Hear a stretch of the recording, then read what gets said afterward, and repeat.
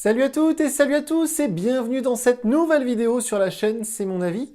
J'ai passé quelques jours en compagnie du Xiaomi Redmi 10, oui parce que maintenant il faut dire Xiaomi, il faut plus dire Xiaomi, enfin bref. Et c'est bien le Redmi 10, c'est pas le Redmi Note 10, attention.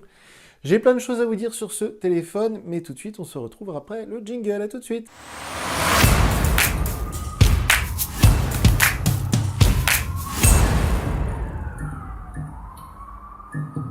Comme je vous le disais, j'ai passé quelques jours en compagnie de ce Redmi 10. C'est vraiment un smartphone entrée de gamme. Je le disais dans la vidéo de déballage et je le répète maintenant, surtout, faut pas confondre avec le Redmi Note 10. C'est pas du tout les mêmes téléphones. Alors, ils font 4G tous les deux, c'est du Android, c'est du MIUI, d'accord. Mais en fait, la gamme Redmi, c'est la gamme en dessous de la gamme Redmi Note. Donc tous les smartphones estampillés Note sont normalement au-dessus, au niveau hiérarchie en tout cas, c'est-à-dire que technologiquement, vous êtes censé attendre plus de choses d'un Redmi Note que d'un Redmi tout court. Ce Redmi 10 fait suite évidemment au Redmi 9 qui s'est très bien vendu. Il y a une version Redmi Note, Redmi 9C, pardon, Redmi 9A, enfin il y a eu plein de variantes. Et ce Redmi 10, il vient de sortir, il est sorti il n'y a même pas un mois. Et il est assez intéressant parce qu'il est proposé en dessous de 200 euros. Alors là, vous allez me dire, oui, mais alors en dessous de 200 euros, il y a plein de choix. Il y a du Poco M3, il y a plein de choses intéressantes. C'est vrai, il y a du Realme 8 que j'adore. Enfin voilà, il y a vraiment plein de choses intéressantes. Mais l'intérêt de ce Redmi 10, c'est que vous allez le trouver dans des vrais magasins, des magasins physiques, chez Boulanger, chez Darty, chez Carrefour, chez Auchan, chez Leclerc. Donc ça, c'est un vrai plus. C'est un téléphone que vous allez trouver très facilement, qui est officiellement vendu par Xiaomi France, qui n'est pas un produit que vous allez aller trouver sur AliExpress à je ne sais quel prix. Donc c'est un vrai plus. On va commencer comme d'habitude avec les points positifs, les choses que j'ai appréciées, et puis on terminera par les choses que j'ai un petit peu moins appréciées. On commence tout de suite officiellement notre liste avec le design. Alors c'est vrai que souvent je commence par là, souvent je suis plutôt, on va dire, optimiste face à un smartphone au niveau du design, je suis pas trop difficile, mais là il faut bien avouer que c'est très joli. Moi j'adore ce bleu, je l'ai choisi bleu volontairement, il existe évidemment en noir. La coque transparente silicone qui est fournie avec, en plus, permettra de profiter de ces magnifiques reflets. Alors, en plus, vous noterez le détail, alors là, vous ne pourrez pas forcément le voir de très près, mais il y a vraiment le souci du détail sur tout le tour du smartphone. Il y a des petits reflets, des petits détails comme ça dans le glossy, comme on dit. C'est vraiment bien fait, c'est vraiment bien fini. Et moi, j'aime beaucoup également cet énorme module photo. Alors, certains trouvent ça disgracieux. Moi, personnellement, je trouve ça plutôt chouette parce que pour un smartphone en dessous des 200 euros, bah, ça claque. On a vraiment l'impression d'avoir un téléphone à 500 euros. Enfin, quelqu'un qui s'y connaît vraiment peu. Si vous sortez ça à table, un soir, à dîner, ça fait pas téléphone de pauvre. Au contraire, ça présente vraiment bien. Et l'objet en lui-même, quand vous l'avez dans la main, il est plutôt agréable à manipuler. Donc ça, c'est à mettre à son crédit. Aussi quelque chose que j'ai apprécié, et là évidemment on pouvait s'y attendre avec une batterie de 5000 mAh, mais comme vous le savez, je préfère tester avant parce que c'est vrai que l'autonomie c'est toujours quelque chose de très sensible. On a parfois des smartphones avec des grosses batteries qui sont peu autonomes et à l'inverse des petites batteries entre guillemets de 4000 ou 3000 mAh qui sont plutôt autonomes. Et bien là c'est du tout bon, l'autonomie elle est excellente. Là pour vous donner un exemple, je ne l'ai pas rechargé cette nuit, je l'ai rechargé hier. Il me reste 57% et j'ai passé 3 heures en voiture ce matin avec Waze. Donc l'autonomie est vraiment bonne. On peut vraiment, là la luminosité par exemple elle est réglée à fond et on peut vraiment profiter de son téléphone à 100% sans avoir peur de tomber en panne de batterie. Donc ça c'est vraiment un plus. Aussi quelque chose qu'on peut voir tout de suite et moi c'est vrai que je préfère les écrans AMOLED. De toute façon c'est ce qui se fait de mieux actuellement. Mais pour de l'écran LCD, c'est pas mal. Il est rafraîchi 90 fois par seconde, donc l'affichage se fait d'une manière très fluide. Il a des belles couleurs, une belle luminosité. Pour une entrée de gamme, encore une fois, c'est tout à fait acceptable. C'est un bel écran LCD avec le poinçon et non pas la goutte d'eau. Donc c'est au niveau du design un choix un peu plus haut de gamme, justement. Et on n'a pas d'effet de clouding, c'est-à-dire qu'on n'a pas d'ombre un peu noircie dans les angles quand on est sur fond blanc. Donc tout ça, c'est plutôt bon. Aussi également, vous pouvez vous en rendre compte, c'est MIUI 12.5. Vous pouvez le voir avec le centre de contrôle qui a vraiment changé par rapport à la version précédente. Donc moi, c'est une version que j'apprécie vraiment, vraiment fort. Il y en a certains qui sont un peu allergiques, qui préféraient la version 12. Moi, j'aime beaucoup cette version 12.5. C'est fluide, c'est stable, j'ai pas eu de plantage, j'ai pas eu de problème, j'ai pas eu de bug. Ça marche bien, il y a plein d'optionnalités que j'adore. On peut déverrouiller le téléphone en touchant 2 fois. Il y a plein de petites choses comme ça. C'est très complet. On sent vraiment l'interface là qui est en pleine maturité, qui a évolué dans le bon sens, etc. Donc ça, c'est un vrai plus parce qu'il y a beaucoup de concurrence en dessous des 200 €. Mais tous n'ont pas cet avantage de cette interface MIUI 12.5. Par exemple, le concurrent que moi j'adore, qui est Realme, c'est vrai que le Realme UI est un petit peu à la bourre. On sent que c'est un peu moins perfectionné que cette version de chez Xiaomi, c'est dur à dire.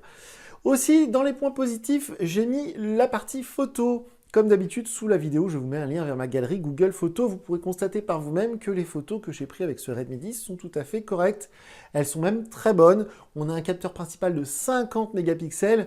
Alors, comme d'habitude, quand on prend une photo, elle n'est pas en 50 mégapixels. Il faut rentrer dans un mode spécial, mais vous pourrez voir que j'ai même pris des photos dans une cathédrale et je vous assure qu'il faisait vraiment sombre et les photos ressortent très nettes et très lumineuses, donc franchement j'étais agréablement surpris. Là on peut dire que sur cette partie-là, Xiaomi, comme il faut dire maintenant, maîtrise à 100% que ce soit le hardware et le software, un peu comme le fait Apple, donc c'est-à-dire que du coup c'est un peu de la triche parce qu'ils arrivent toujours à faire de très bonnes photos avec un téléphone qui est pas cher. Et les photos en selfie avec le capteur frontal 8 mégapixels sont également de très bonne qualité.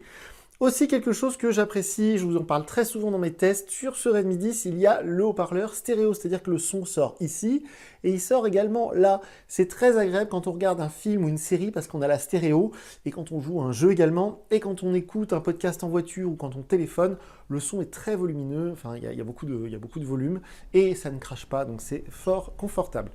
Également, je l'ai noté, c'est assez important. Aujourd'hui, on fait beaucoup de paiements sans contact. J'ai testé avec Google Pay, le NFC marche très bien. Donc ça aussi, c'est à mettre à son crédit parce qu'il y a des téléphones en dessous de 200 € qu'on peut par exemple trouver sur Amazon, parce qu'il n'y a pas longtemps sur Amazon, j'ai trouvé des trucs, des Ulefone, des marques que j'avais pas vues depuis très longtemps, bref, et qui n'auront pas forcément un NFC compatible avec chez nous, avec l'Europe, parce que quand vous allez acheter un smartphone qui est conçu pour un marché différent, l'émetteur NFC, la puce NFC, pour des raisons de sécurité, elle ne va pas vous permettre forcément de payer en France. Et là, c'est le cas, on peut bien payer en France avec ce Redmi 10. Le Redmi, là, je l'ai acheté chez Darty, si je ne dis pas de bêtises, donc évidemment, il était conçu pour être utilisé chez nous. Et enfin, dans les points positifs, un petit détail, un petit gadget, mais je trouve ça plutôt chouette. Je vous en avais parlé dans la vidéo de déballage, j'ai testé, ça fonctionne, on peut brancher. Alors, la difficulté, c'est bizarre, hein, je m'attendais pas à ça, mais j'étais comme un con, excusez-moi, j'ai pas d'autre expression, parce que la charge inversée, elle fonctionne. On peut se servir de ce Redmi 10 comme d'une batterie externe.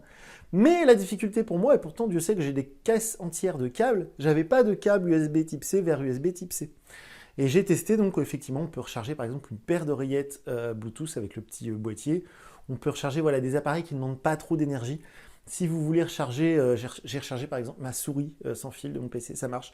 Mais si vous voulez recharger un PC portable, genre un MacBook en USB type C, ça ne marchera pas. Le Redmi, il n'enverra pas assez de puissance. Mais en tout cas, ça fonctionne. Et encore une fois, c'est très rare cette fonctionnalité. D'habitude, c'est réservé à des modèles plus haut de gamme. Et puis surtout, c'est un peu passé de mode. Donc, j'étais assez surpris de pouvoir utiliser ça. Donc là, je vous ai dit tout ce que je pense de bien de ce smartphone. Disons-le clairement, c'est un très très bon téléphone, je vais y revenir dans la conclusion, mais j'ai quelques petites choses dont je voudrais vous parler qui m'ont un petit peu déçu, entre guillemets, mais enfin c'est pas méchant, on se retrouve tout de suite.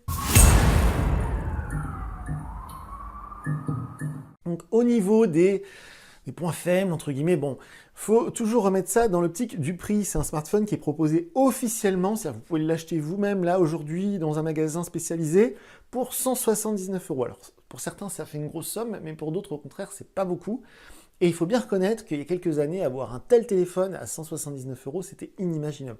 C'est un smartphone qui est complètement utilisable, qui est fluide, les performances, j'en ai pas parlé, pardon, je bégaye, mais les performances sont excellentes avec 4 Go de mémoire vive, on peut vraiment faire du multitâche, et plein d'applications qui sont ouvertes, c'est fluide, ça tourne très très bien. Donc encore une fois, à 179 €, c'est vraiment un très très bon téléphone. Malgré tout, j'ai quand même noté des petites choses que je regrette et qui auraient pu le rendre encore meilleur. On va commencer par quelque chose que je ne peux pas vous montrer parce que je les ai supprimées, mais j'ai compté 13 applications sponsorisées, c'est-à-dire des applications qui étaient préinstallées par Xiaomi. C'est des partenariats commerciaux en fait, hein, tout simplement, c'est pour gagner des sous, c'est pour permettre de baisser le prix des téléphones. Donc c'est plutôt en notre faveur, je suis d'accord, mais c'est vrai que quand on déballe le téléphone, alors vous avez pu le voir dans la vidéo de déballage, le déballage du coup, la première mise en route est très longue, parce que justement, le téléphone des IP, hein. En gros, il va décompresser toutes les applications, la liste d'applications sponsorisées. Il y a beaucoup de jeux, il y a Netflix, il y a TikTok, il y a vraiment beaucoup de jeux. Il y a des applications, je ne pourrais même plus vous dire, des trucs que je ne connaissais pas. Il y a vraiment, vraiment, vraiment beaucoup d'applications sponsorisées. Et pour le coup, il y a eBay, il y a Amazon, bref. Et c'est un peu, quand on ouvre le téléphone, dans le tiroir, il n'y a que des applications qu'on ne connaît pas ou alors qu'on n'a pas forcément besoin de télécharger. Donc c'est un peu agaçant, mais c'est pas grave. Aussi, quelque chose que j'ai noté, mais on peut s'y attendre quand on voit la fiche technique, on l'avait vu ensemble en déballant le téléphone, la charge, c'est pas une charge rapide, hein, c'est une charge qui est limitée à 18 watts. Donc vu que la batterie a fait 5000 mAh, vous vous attendez pas à le recharger de 0 à 100% en une heure, hein. Faudra un peu plus de temps que ça. Donc ça, c'est quelque chose qu'il faut vraiment prendre en compte, parce que autant l'autonomie est excellente, autant si vous gérez mal votre batterie, vous tombez à 2-3% et que vous dites merde, il faut vraiment que je le recharge parce que sinon je vais tomber en panne de batterie, si vous le chargez un quart d'heure, il aura pris 10%, quoi. Enfin, j'exagère à peine. Donc voilà, c'est quelque chose à prendre en compte, il faut vraiment avoir du temps devant soi pour le charger à 100%.